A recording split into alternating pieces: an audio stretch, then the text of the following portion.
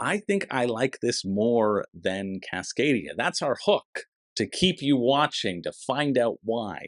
The premise of Verdant is very simple. Create the most lush garden house in the land. You're going to be doing so by arranging your plants and rooms in ways that make the most sense for all of their lighting conditions. Let me set up. You're going to have your plant cards, all of which have a specific lighting condition that they like. Some will have more than one, some will have only one. And then you'll have your room cards, which will show you the different lighting conditions that any plants touching those edges will have. So in this case, you'd want to put the burro's tail here because its lighting condition is kind of half shady, and that's the half shady spot in the room. That's full shady, you won't get verdancy there. And this is completely sunny, and you won't get verdancy there. But we're getting ahead of ourselves. Your goal is to make a 5x3 plant grid, alternating between plants and rooms by the end of the game. You're going to start with a plant and a room, and so basically you're going to get 13 turns. 13 turns to create this beautiful plant grid, and your goal is to get the most points. How are points gotten? Points are gotten for everything.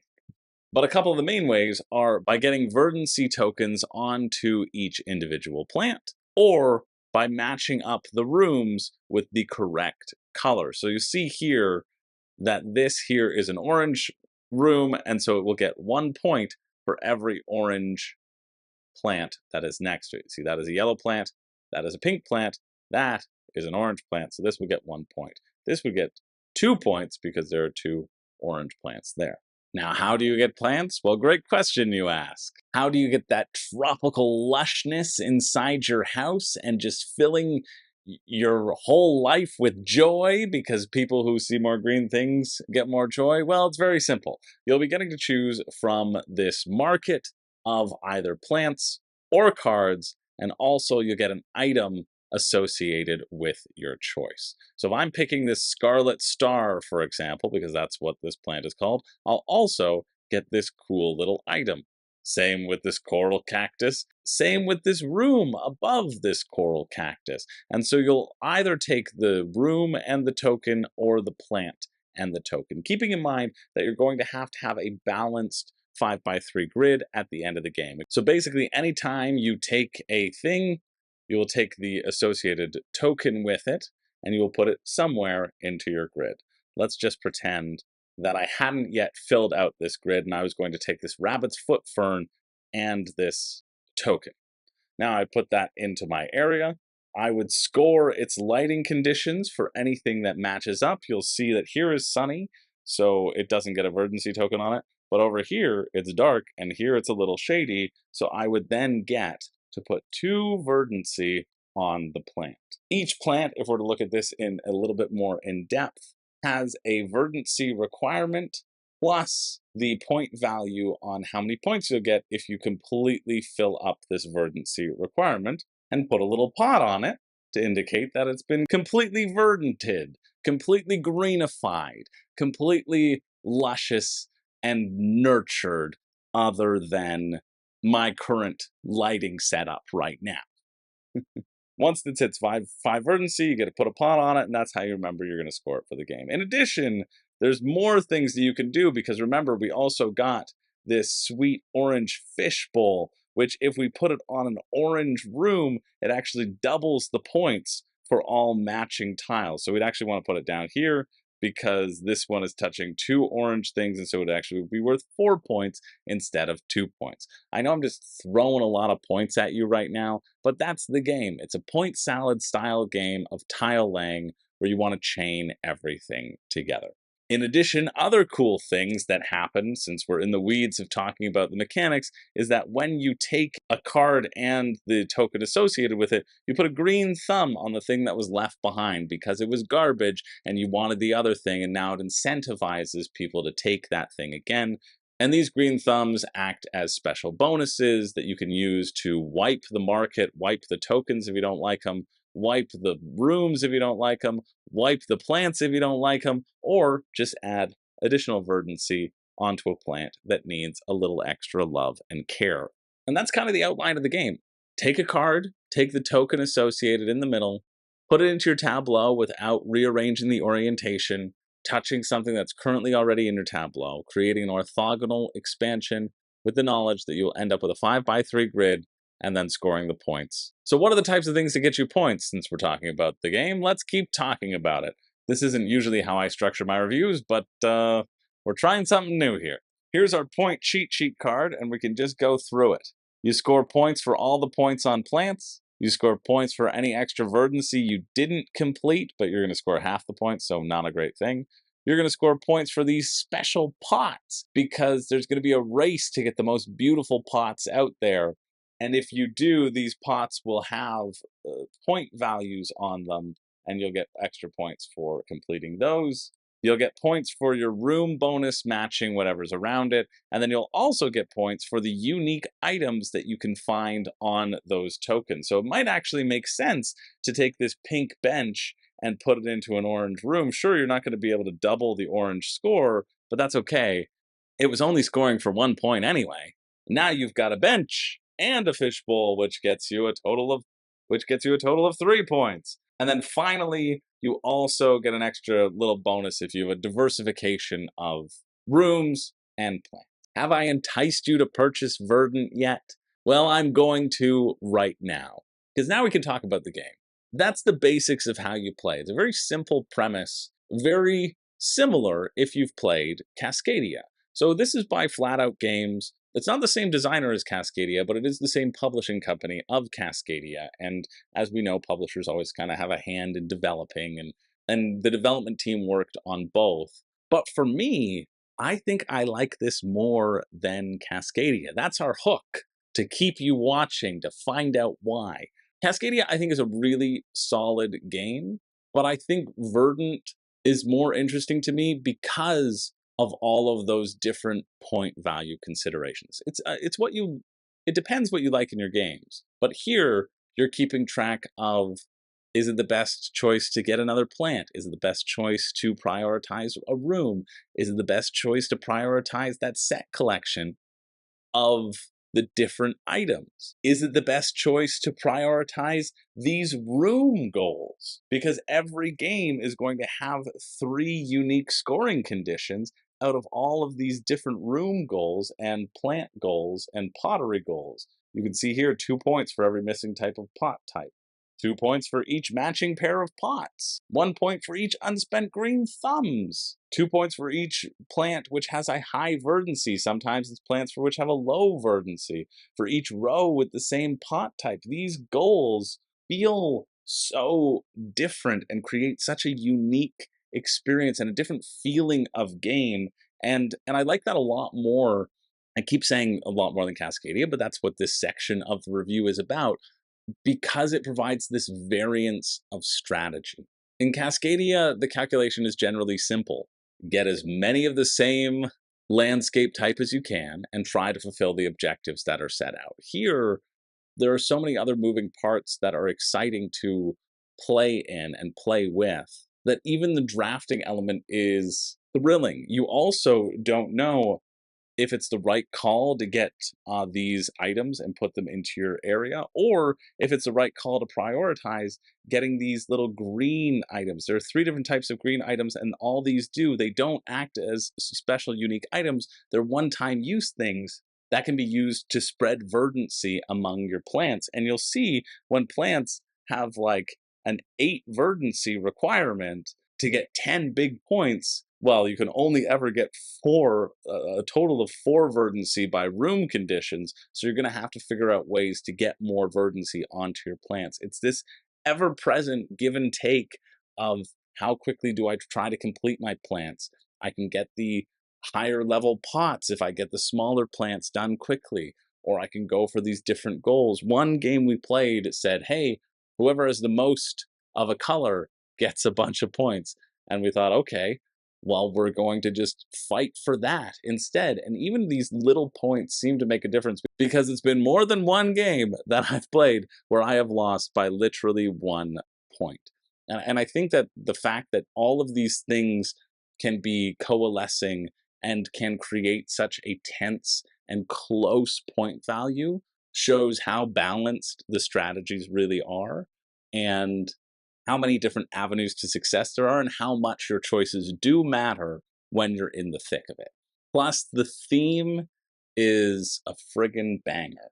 There, I've played this now primarily in preparing for this review with my girlfriend and my parents in all sort of various combinations. It plays up to 5 players. I don't think I'd want to play it with more than 4, to be honest, because the downtime already gets to be a little bit much if you're playing with slow people. But even just like the art and the attention to detail and the calming nature that this theme provides is so lovely, and it creates just a lovely relaxing environment around the table. Ultimately, because there are so many options, I'll just keep showing you the cards, why not? Ultimately, because there are so many options, you can see my contortioned body trying to speak to you as well, but because there are so many options of what to do and how to play, that also takes the stakes out a little bit of the game, and makes it for that relaxing experience. It's not one where you can really number crunch and impact the other players all that significantly, because you're working with such a minor space and you only really have 13 decisions to make throughout the game. It's not going to be like a cutthroat game where you hate draft things away from people, but more just trying to always put your best foot forward and say, dang, why did you take that thing? There is still a nice level of interactivity with this game, which I found refreshing and exciting and just relaxing. So let's talk about player count. It plays from 1 to 5. There's a solo mode in here where it gives you goals. It gives you a set of different goals and different objective cards and different stipulations, and even a little achievement sheet that I'm never going to really care about, but some people might care. This is the sort of game where I wouldn't want to play solo, though. I think the enjoyment of it comes as a game where you can sit and relax and chat while playing. It's not an incredibly overly complex game. All of your everything that you get will seem to give you points in that point salad style. And so it really opens the game for just chilling, relaxing, and chatting around the table. Although if you're chatting too much and you want to be focused on the game, well, then it leads to a lot of downtime, which is potentially annoying. I've definitely taken longer with this game than it should warrant, but I haven't minded because everybody at the table was having a great time. I still wouldn't play it with 5 players though. With 5 players, it becomes a little bit too much time in between to plan your moves, and then it slows down. I find with 2 players or with 3 players, you can have that sort of back to back. 4 players is fine, and I enjoyed it, but it was starting to get into the level of too many things happen in between your turns, and force people to reassess and to take things. Not to mention that each card cannot be oriented in a certain way. And so it must go in, like each room card must be placed like this, which is important to the puzzle because then it shows that, okay, there's going to be a sunlight on the bottom here, and I can't take this and make the sunlight on the top. It's just not how rooms work. It's not how the architect designed the house. So if I'm taking this room, it's got to be like this. But because of that, if you are on the opposite side of the table and you don't have that good spatial flipping around, that also adds to the length of time because you're constantly looking at things like this and then trying to put it into your own map like this. And for some people, that's a little bit difficult and it provides a little bit of a hiccup.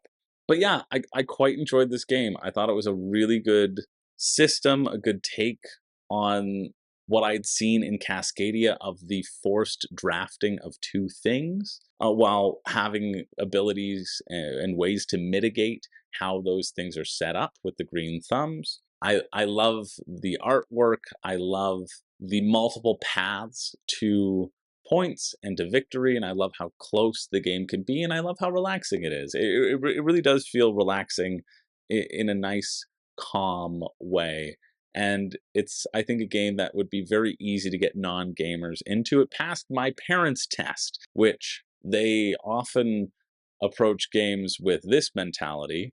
Oh, it's another new game. What's Chris gonna beat us now? Oh, this is complicated. And it didn't elicit that response as well. So I think that's always a positive thing. I like how it incentivizes you to pick the other thing, and the green thumbs feel important but not game breaking. All in all, it's just a really solid, calm design. Now, if you're looking for intense strategic depth, a way to really cut your opponent off at the heels, I don't think this is that game. But the satisfying nature of getting a perfect plant with perfect verdancy all around it and arranging your tableau in a pleasing way, I think propels this game forward into a really nice category. I'm surprised, and I'm really surprised by this because I have heard that Verdant, out of Cascadia, Calico, and Verdant, I have not played Calico. I intend to get it, and then I'll do a comparison of all three, probably do a review on Calico maybe separately, and then do a comparison of all three. But I've heard from a lot of friends that Verdant is their least favorite game out of those three, and now I know that they have zero taste because I like it more.